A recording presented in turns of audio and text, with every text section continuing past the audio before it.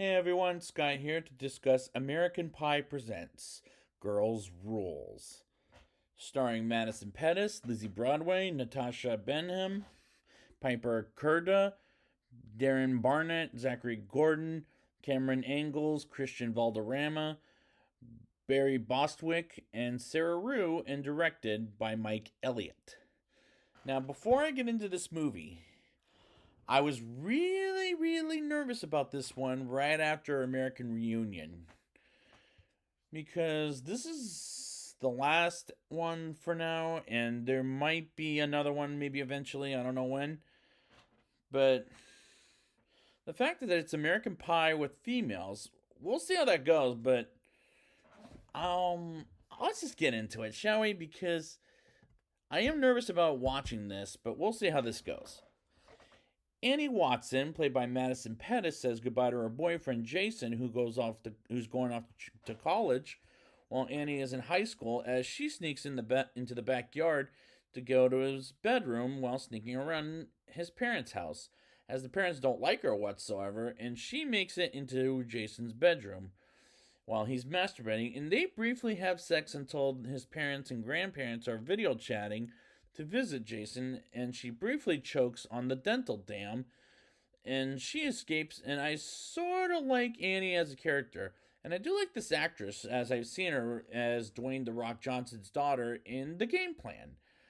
Kayla, played by Piper Curda, has sex with Tim, played by Cameron Ingalls, while his little brother Keenan films the sex with the cell phone, and Kayla sees a girl named Monica, who happens to be Tim's cousin, texting him.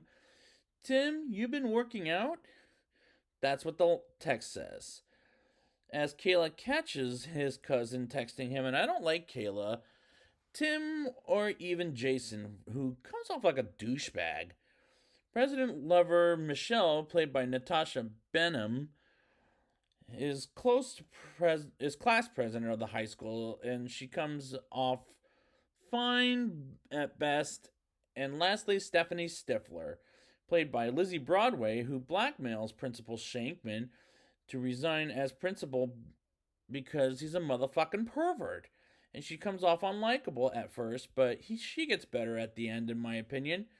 Annie, Kayla, Michelle, and Stephanie throw a party to begin their senior year in high school, and I'm sort of connecting with these characters, but not as much as the original cast in the first film. And it's almost the same plot as the first film, but the movie is much better. Annie video chats with Jason as he's partying in his dorm room while she's at a party in the falls, and at night they make a pact to get a man before Morp party, the Morp party, which is prom and backwards, which is a month away. And yes, Morp is what they're calling it. And Annie and Michelle plan on going to shop later in the day as Michelle bumps into Grant, played by Darren Barnett. Next thing you know, Grant overhears Kayla and Tim as she offers him coffee. Tim breaks up with Kayla earlier in the party scene and tells her he broke up with her during the party, as he cried, and moving on to Grant, the girls lacrosse team, watching the girls lacrosse team, and as he's on the way to the boys lacrosse team, as Stephanie is on the girls team, and she purposefully hits Grant with the lacrosse ball on purpose, which is stupid as hell.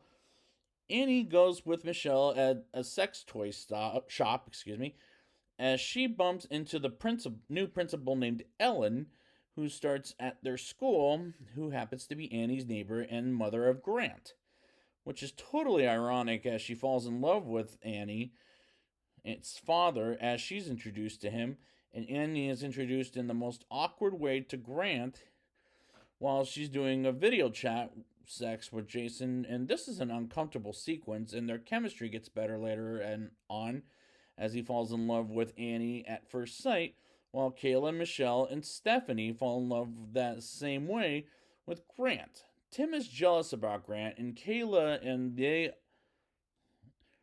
and they offer no strings attached sex during lunchtime, which, how convenient, and they fall in love with the same guy as he falls in love with Annie, which is again convenient, as Michelle follows Grant to his locker as she hurts herself again, like she did before while meeting Grant. And all of this is absolutely awkward. Stephanie talks with Emmett, who haven't spoken to each other since fifth grade, because she said Emmett wets his pants when it turns out to be a water fountain situation, as she wants to date Grant and pays him $100 to help her get him, as Michelle has someone crushing on her named Oliver, who is like her, where he's a president's lover. Tim and Kayla have sex on top of his washing machine as Grant proposes to help Annie with her French class as study buddies, and this is when their chemistry starts to get better. Meanwhile, Stephanie and Emmett spies on Annie and Grant as she sees a picture of them as kids, as we learn that Emmett has feelings for Stephanie, but she doesn't know until later in the film. They bump into each other at Grant's place as Annie is his neighbor. Michelle has met him twice. Kayla brought him 3 pumpkin spice lattes, and Stephanie has a crush on Grant when she's not her type. And he confesses Annie is to Annie that he's in love with her, which is rather predictable. As she kisses him and slaps him and have an argument with the girls, and they split up pissed off at each other, and I'm not laughing, as I'm more intrigued with this plot than I'm laughing at it. Annie goes to the college to visit Jason and have sex with him, and as gets there, she imagines everyone being happy with her, while the realistic life comes on in as he's cheating on her, and she breaks it off as she confesses another guy kissed her and catches her father having sex with Principal Ellen, and the father confesses he had never liked Jason to begin with.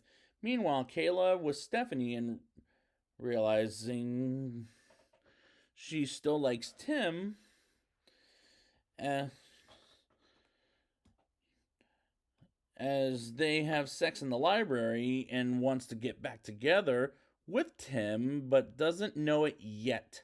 And Michelle speaks with Principal Ellen about who has a crush on her, as it's Oliver, and he is an expert with President Kennedy. And all of this mixes in very kind of well.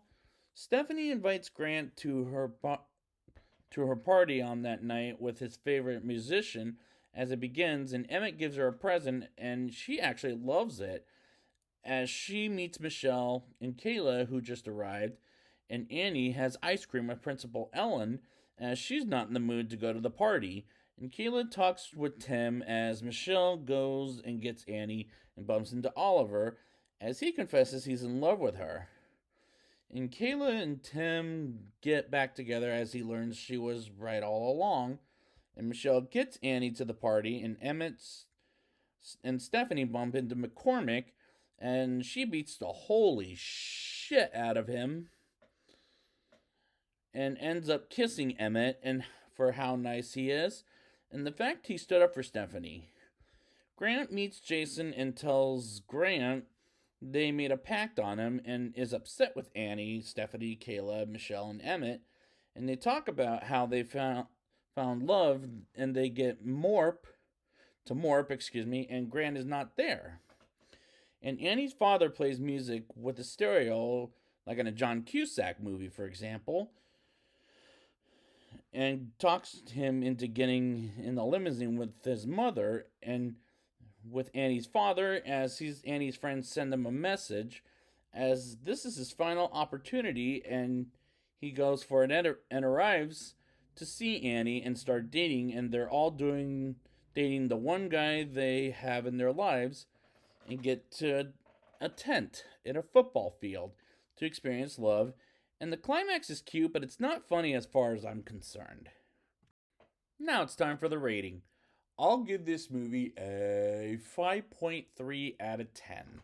I do like the chemistry between the characters, as some of them I don't necessarily like, And I didn't laugh at this movie once, but it did amuse me. For example, it put a brief smile on my face, but it didn't make me laugh, as the movie is awkward, and this is the second best American Pie movie yet, with the first one still being the very best.